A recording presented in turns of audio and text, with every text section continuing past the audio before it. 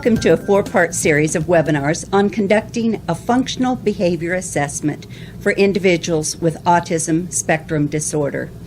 My name is Joyce Bennett. I am a Missouri autism consultant for Project Access. This is part one of a four-part series that is intended to guide you through the process of conducting a functional behavior assessment and developing a behavior support plan for individuals on the autism spectrum.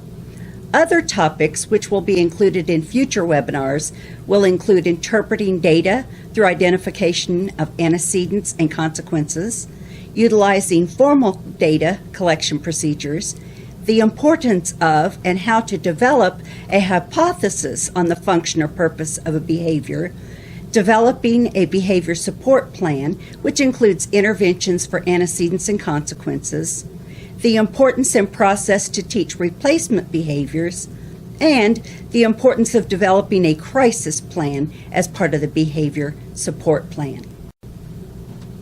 A functional behavior assessment, according to Robert O'Neill, is a general label used to describe a set of processes for defining the events in an environment that reliably predict and maintain problem behaviors. This process is used to maximize the effectiveness and efficiency of behavioral support. There's no single way to conduct a functional behavior assessment.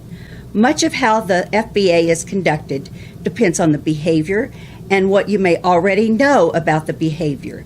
If you conducted an assessment in the past and the plan you developed is not working, it may be possible that further assessment needs to be conducted to gain more information about the behavior or behaviors.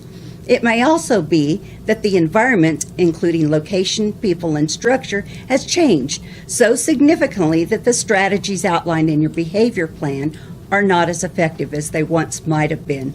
Or it may be that we have become lax in implementing the strategies because the students seem to be doing well for a period of time. Although we frequently think of aggressive behaviors, both verbal and physical, as problem behaviors, for the student with autism, introvert behaviors may also be considered as problem behaviors if they interfere with educational performance. Just remember, the FBA is not a form. An FBA is a process, and it may need to be revisited periodically. An excellent resource to assist teams in conducting a thorough functional behavior assessment and developing a behavior plan is the book shown by Robert O'Neill and others. The book gives some data collection forms, which are extremely helpful in determining the function of behavior. Other formal data collection tools will be discussed in the third and fourth series of this webinar. Although difficult to find this book new, you may be able to locate it used or through a library system in your area. The National Professional Development Center, NPDC, is a widely recognized resource to gain information about evidence-based practices and has contributed greatly to the information shared through the Missouri Autism Guidelines Initiative, what we call MAGI, which emphasizes effective practices for individuals with autism. The NPDC indicates that a functional behavior assessment is an effective practice for individuals with autism spectrum disorders aged 3 to 15 years old, being most effective for elementary age children. They further indicate that the FBA is best accomplished through a team approach when there is collaboration of information gathered from a variety of environments, settings, and a variety of curricula and materials. Again, the purpose of an FBA is to determine the function or the cause of the behavior, define and test the hypothesis regarding the behavior, collect data to help define the behavior, and develop appropriate replacement behaviors. It is imperative to remember that the replacement behavior or the more desired behavior must serve the same function or purpose of the unwanted behavior. Masking the behavior alone with a tactic provided by an adult, for example, by providing a fidget toy to assist in calming the child, is not enough to teach the student what he should do instead.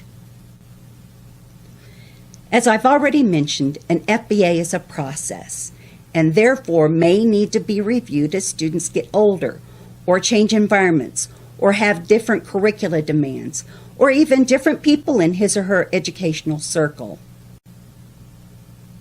Your district probably has a format or a form for a functional behavior assessment.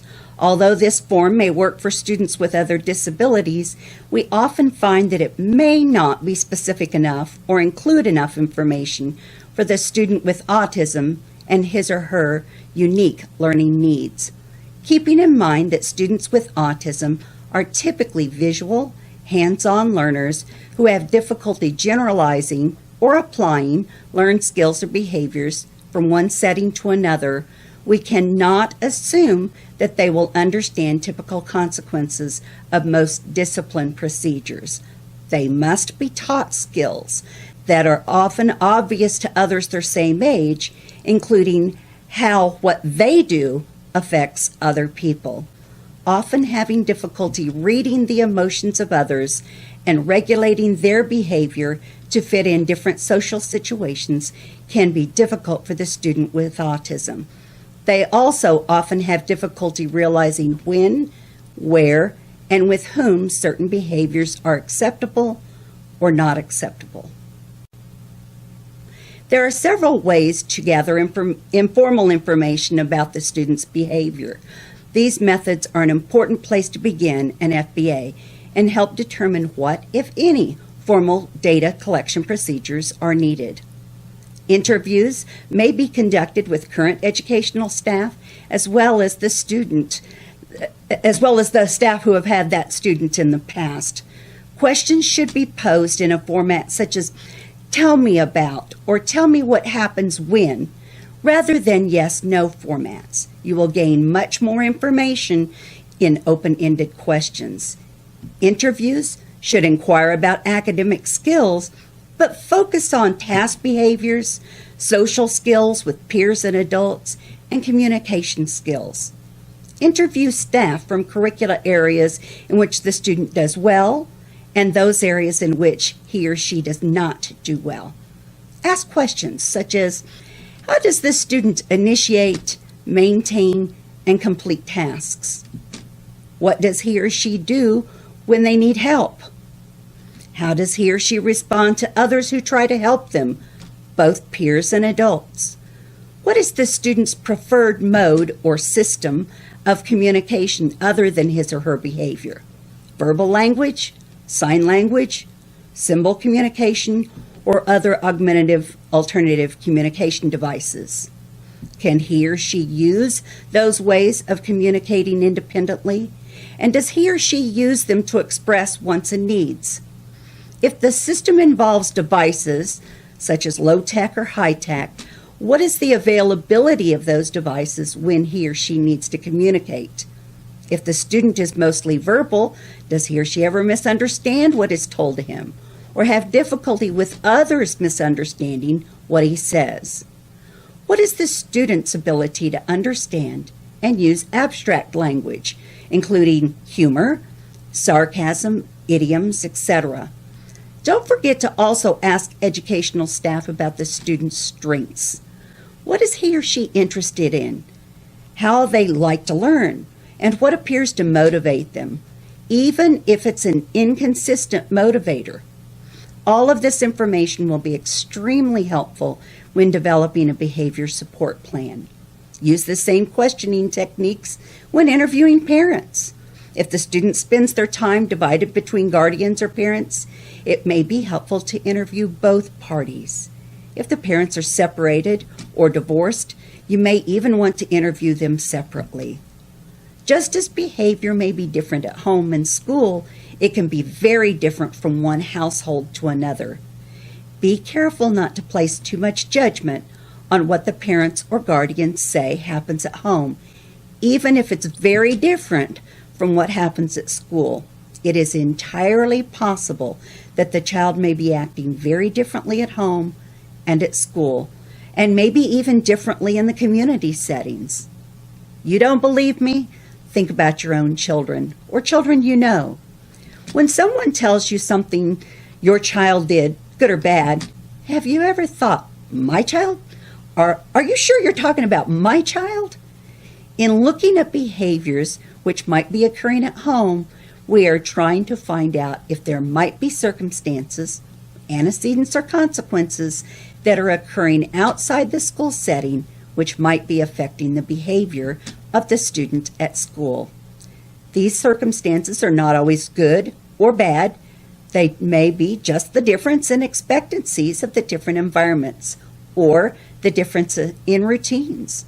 There are students with autism who can actually hold it together in one environment, but by the time they change locations, home or school, their ability to hold it in may be expiring. It is most preferable for someone other than the person who is responsible for teaching to gather information from observations. Observe in various curricula areas, as well as social times like hallway, before and after school gathering areas for students, lunch, free time or recess time, any of those places. Observe in settings which are highly structured and those which are less structured or differently structured. Include individual, small group, and large group settings if appropriate.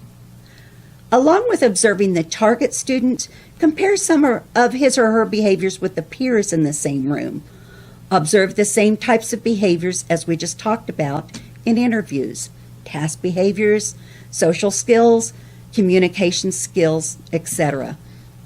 Even though the purpose of this observation is not the same as eligibility, I often think of the 4 quadrants or areas of eligibility when I observe. That way I remember to look at what may be behaviors commonly seen in individuals with autism versus neurotypical behaviors versus other unwanted or unacceptable behaviors. Conduct a review of school records.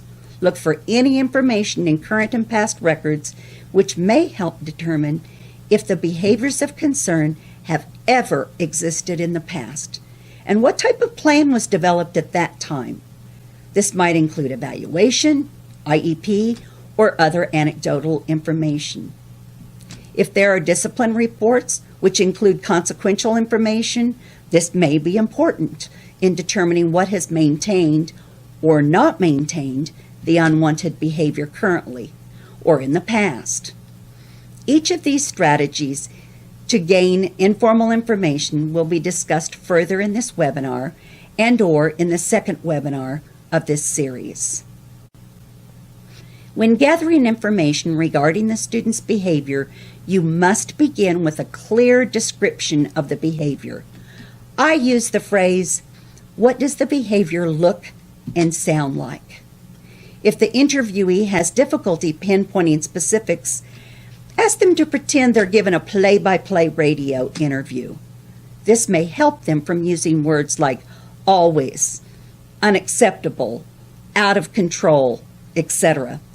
If they still need guidance, consider asking them to recall the last time the behavior occurred, which kept them thinking about it long after the behavior occurred and was over.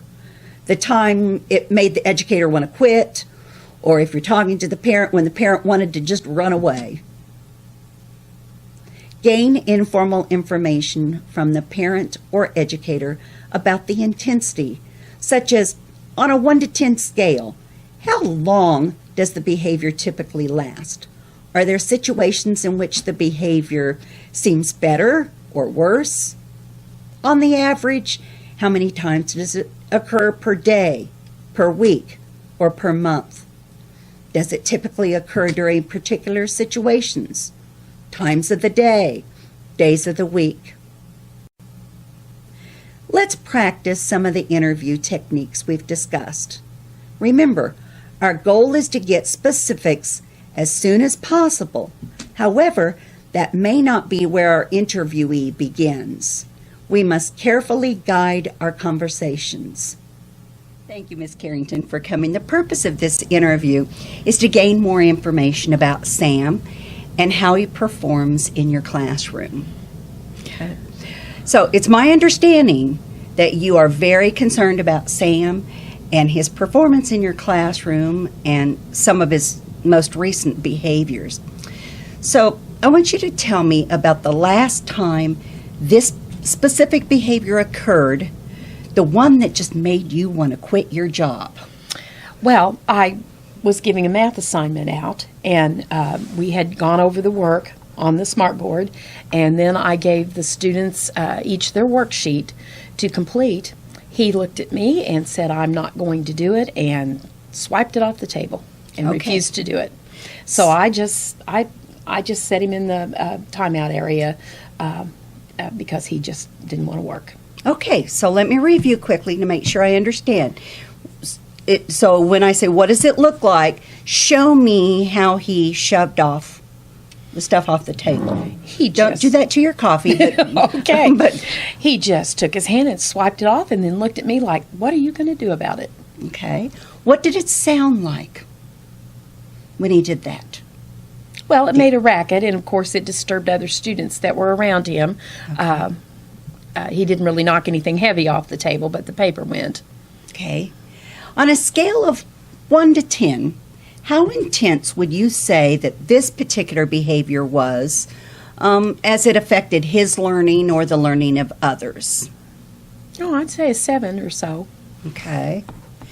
And is that typically how you would rate the intensity of this behavior? Most of the time. Every now and then he will get up and stomp around. He's never hurt anybody or hit them, but he stomped around and looked menacing, I would call it, and acted like he was going to leave the room, but he never did. Okay. But it concerned me enough that I went to the door and made sure that he couldn't get out the room. Okay. About how long does this behavior last when it occurs? Well, of course, usually it's just a brief incident, but then he stays upset for quite a long time, usually refusing to, come back to the desk and work, and it just takes him a long time to kind of calm back down. I usually ask him multiple times, "Are you ready to work now? Are you ready to come back and join us?" But yet he usually is not, and so eventually I just ignore him and he comes back. Okay. A lot of times it takes a while. On the average, about how often does this behavior occur? I'd say 3 to even 5 times a week, sometimes daily. It depends on what work I'm assigning and whether he wants to do it or not. Okay. So when the behavior occurs, what do you typically do, or the other adults in the room? Well, when he swipes his paper off the table, I usually say, "You just go back there to the timeout area until you're ready to work." Okay. What do the students typically do? Well, the students are kind of used to it, and so most of them don't pay too much attention. But my little kids that are pretty distractible anyway will typically turn around and see what's going on. They'll they'll look at him. Sometimes they'll laugh at him, and when they laugh, what does Sam do? Now that you bring that up, I think that escalates it a little bit. I think he will act even more upset and maybe take longer to come back to the table if kids are laughing at him. Maybe, go ahead and knock a thing off somebody else's desk on his way back to the timeout area. Okay. And when does this behavior never occur? Well, it never occurs at recess. Okay. I've never seen it happen at lunch. I will have to say when he's walking, in the hallways, sometimes he'll jostle people, jostle around or bump into people.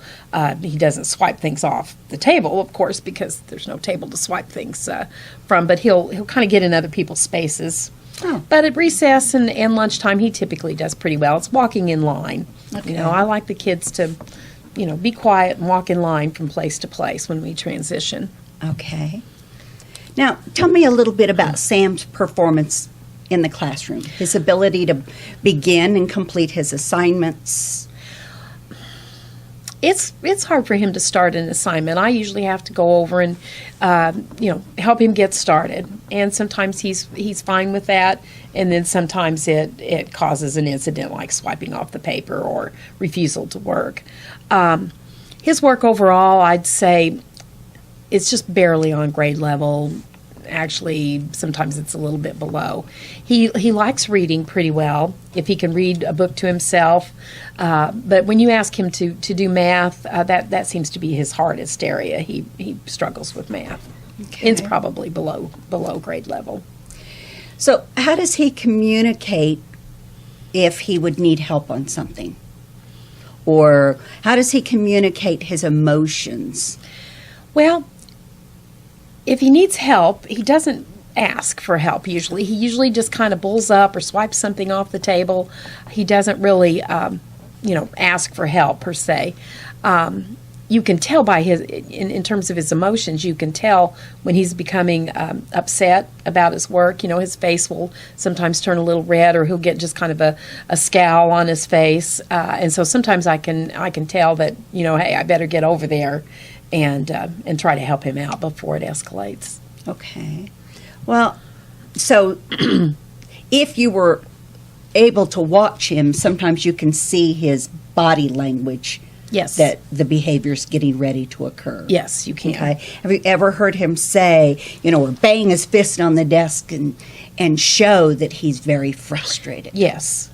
Okay. Yes. Again, he doesn't ask for help, but you might be able to see him, his face might get red. He might, tear a paper or bang his fist on the desk, something like that. Okay.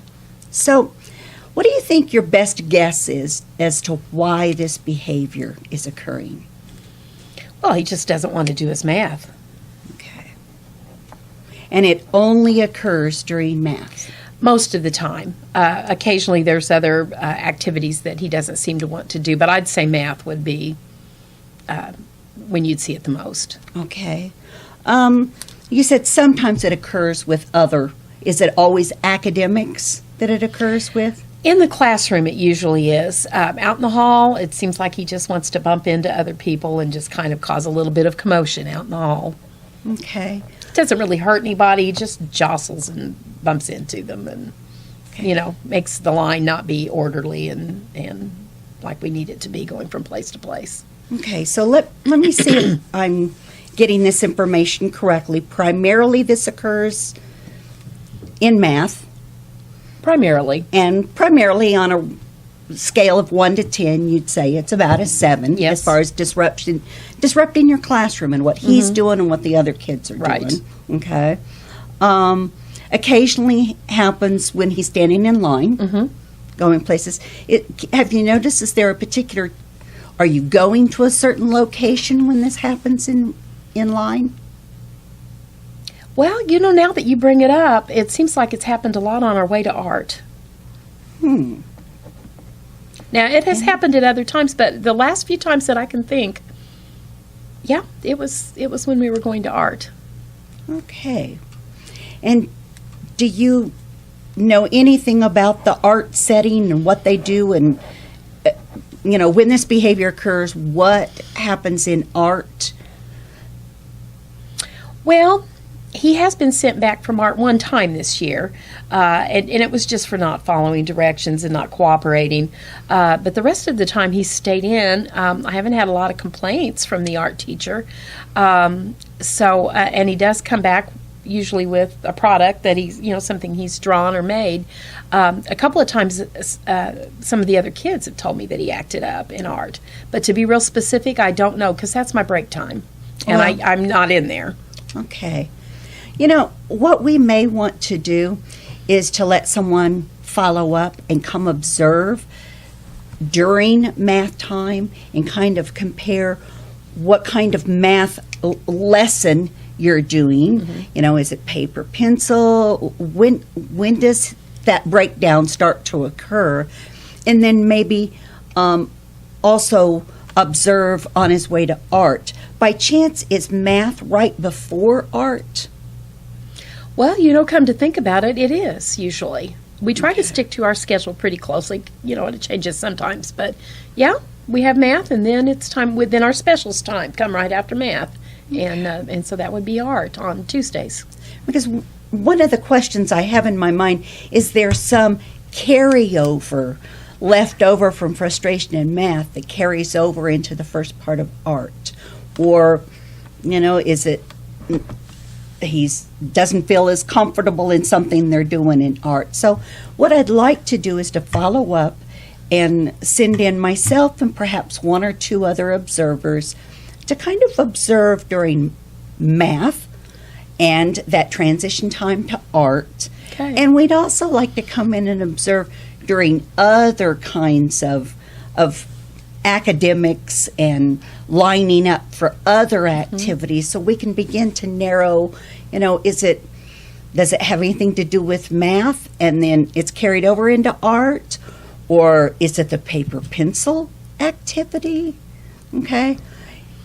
Okay, now if you want to see him at his best, usually that's during free reading. He loves to read. Oh, okay. He's real into the Diary of a Wimpy Kid book series, and he'll read forever if you'd let him. Okay. And when does reading occur? Well, our free reading, we do our reading instruction in the morning, but our free reading time, and he just loves that, that happens in the afternoon, usually after our latest recess. And have you ever seen him during free reading throw his book off his desk? No. Okay. Well, we need to get some more data collected on exactly when is this occurring, what type of activity is happening. For example, does it happen more frequently on paper pencil? Does it, happen on during an academic task in which he typically might be a little more frustrated or have a little more difficulty? So what I'd like to do is ask for some other team members to come on, observe and collect some data during those times. I'd be all right with that. Is that okay? Sure. Okay. Thank Sure. you so much for your time. Yeah. Let me get with them. How's the best way to reach you? Well, email's probably the best. Okay. Well, I will email you the times and then when other people might be able to come observe. And the reason we're going to use more than one person is so he doesn't get real used to one person observing and go, oh, that person's watching me, and change his behavior. Okay. Now, it's pretty typical that children their behavior will change a little bit when somebody new is in the room. But if we use a variety of people, sometimes they don't figure that out as easily. Okay, well, that makes sense. Sure. Okay. I'm good with that. Okay, well, thank you very much You're for welcome. your time. I appreciate Yeah. it. Thanks for helping out. While there is no right or wrong to the sequence in which you conduct observations, interviews, and record reviews, interview information may be helpful to plan your observations, and record reviews may also help guide your interviews. Part 2 of the FBA series will continue with this discussion of collecting informal data.